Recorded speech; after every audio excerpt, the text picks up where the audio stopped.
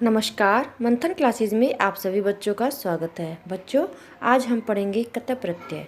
कतः प्रत्यय के नियम उदाहरण सहित आज इस वीडियो में पढ़ेंगे। तो आइए शुरू करते हैं। कतः प्रत्यय का प्रयोग करते समय कतः प्रत्यय में का लोप हो जाता है, ता शेष रहता है, यानी कि का हट जाता है। जैसे धातु है हमारी भू और प्रत्यय है हमारा कतः, तो इसमें का हट जाएगा तो शब्द बन जाएगा हमारा भूतः। ऐसे ही एक और उदाहरण देखिए। और जो पठ धातु है कतः प्रत्यय है, तो इसमें शब्द बनेगा हमारा पठितः। क्यों? क्योंकि जो भू धातु है उसके अंत में है स्वर और जो पठ धातु है उसके अंत में है व्यंजन। तो जब धातु के अंत में व्यंजन वर्ण होता है तो वहाँ पर ई की मात्रा का प्रयोग होगा। जैसे हस धातु है और कतः प्रत्यय है, तो जो हस धातु है सा व्यंजन वर्ण है, तो इसलिए यहाँ पर हसितः शब्द आ जाएगा, कतः प्रत्यय बन जाएगा। कतः प्रत्यय में पुल्लिंग में तः, स्त्रीलिंग में ता और नपुंसकलिंग में तम शेष रहता है। जैसे अभी हमने बताया आपको, का हट जाता है और तः शेष रह जाता है। ठीक है, तो यदि या ये शब्द हमें पुरुषलिंग में बनाना है तो लिखेंगे हम भूतः, हमें स्त्रीलिंग में बनाना है तो लिखेंगे भूता, हमें इसे नपुंसकलिंग में बनाना है तो हम लिखेंगे भूतम।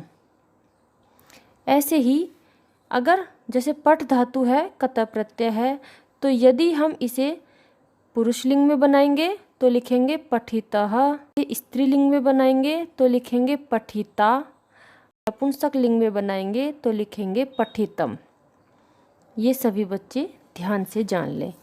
अगर हम जैसे हस धातु है, हस धातु में पुरुष लिंग में बनाएंगे तो हसितः, स्त्रीलिंग में बनाएंगे तो हसिता, नपुंसक लिंग में बनाएंगे तो हसितम।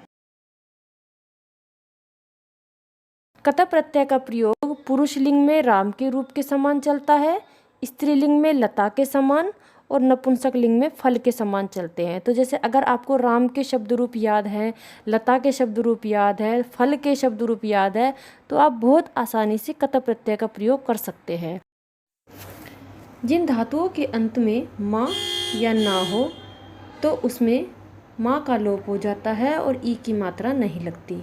तो गम धातु है, गम के अंत में जो धातु है उसके अंत में माँ है और कतः प्रत्यय है, तो इसमें माँ का लोप हो जाएगा और का भी लोप हो जाएगा, तो शब्द बन जाएगा पुल्लिंग में गतः, स्त्रीलिंग में गता और नपुंसक लिंग में गतम। ऐसे ही मन धातु है, तो माँ और ना जिस धातु के अंत में होगा तो ना का लोप हो जाएगा और का भी लोप हो जाएगा और ई की मात्रा नहीं लगेगी, तो इसमें मतः पुल्लिंग में, स्त्रीलिंग में मता और नपुंसक लिंग में मतम। भ्रम, तो भ्रम धातु में माँ है अंत में, लेकिन इसमें ई की मात्रा लगी है। तो ई की मात्रा कैसे लगी है? जब समान वर्ग से कोई वर्ण हो और अंत में माँ हो तो उसमें ई की मात्रा का प्रयोग होगा। तो माँ है और समान वर्ग है भा, जैसे प, फ, ब, भ, म, तो भा वर्ग में आया है तो इसलिए इसमें ई की मात्रा का प्रयोग होगा। तो भ्रमितः पुल्लिंग में, स्त्रीलिंग में भ्रमिता और नपुंसक लिंग में भ्रमितम। शींग धातु है, कतः प्रत्यय है, तो शयितः और स्त्रीलिंग में शयिता और नपुंसक लिंग में शयितम। त्यज धातु है, कतः प्रत्यय है, तो त्यक्तः, स्त्रीलिंग में त्यक्ता और नपुंसक लिंग में त्यक्तम।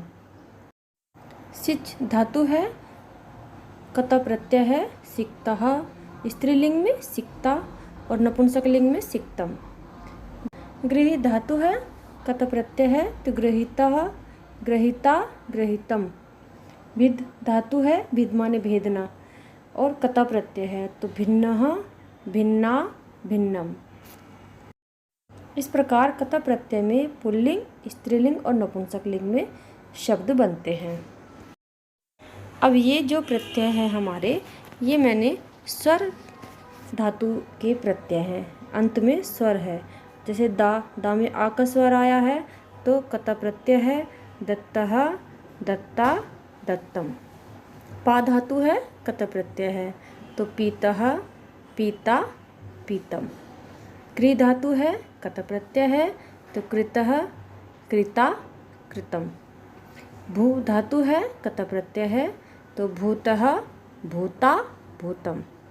ऐसी ज्ञा धातु है, कत प्रत्यय है, ज्ञातः, ज्ञाता, ज्ञातम।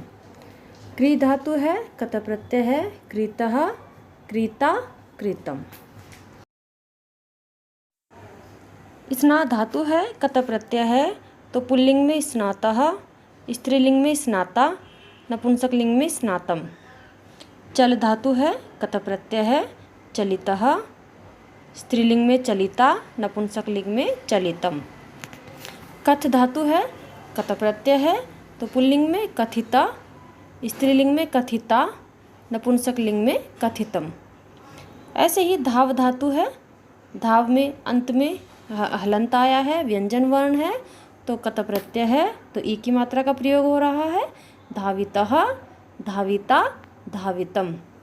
प्रच्छ धातु है, कत प्रत्यय है, तो पृष्ठः, पृष्टा, पृष्टम। कुछ धातु ऐसी होती है जिनका रूप किसी विशेष प्रक्रिया की वजह से अलग दिखाई देता है। ये धातुएं होती हैं अनिट धातु। अनिट धातु कैसी होती हैं? जैसे दृश्य धातु है, दृश्य धातु में लट से लिट के रूप बदल जाते हैं। लट में पश्यति, पश्यतः, पश्यन्ति, लेकिन लिट में दृक्ष्यति, दृक्ष्यतः, दृक्ष्यन्ति। ये अनिट धातु हैं। लिट और लिट में इसके रूप बदल रहे हैं। तो यहाँ पर कुछ नहीं चेंज करना है, बस जो व्याकरण का नियम है उस नियम के अनुसार ही बात करें। जब श का त के साथ मेल होता है तो श सा में बदल जाता है और ता में बदल जाता है। तो दृष्टः, दृष्टा, दृष्टम, यदि हम दृष्ट धातु के धातु रूप कत प्रत्यय में बनाते हैं। ऐसे ही वच धातु है, कत प्रत्यय है, तो जो वा है वो ऊ में बदल जाता है और शब्द बनता है। पुल्लिंग में क्या बनेगा? वा का बन जाएगा ऊ, तो उक्तः, स्त्रीलिंग में उक्ता और नपुंसकलिंग में उक्तम। ऐसे ही वद धातु है, तो वा का बन जाएगा ऊ और कत प्रत्यय है तो उदिता, उदिता, उदितम। ऐसे ही श्रु धातु है, श्रुता, श्रुता, श्रुतम। तो बच्चों आज हमने जाना कि जो कत प्रत्यय होते हैं पुल्लिंग में उनके शब्द कैसे चलते हैं, स्त्रीलिंग में और नपुंसकलिंग में के शब्द कैसे चलते हैं। अगले वीडियो में हम जानेंगे कि कत प्रत्यय का वाक्य में प्रयोग किस प्रकार करते हैं।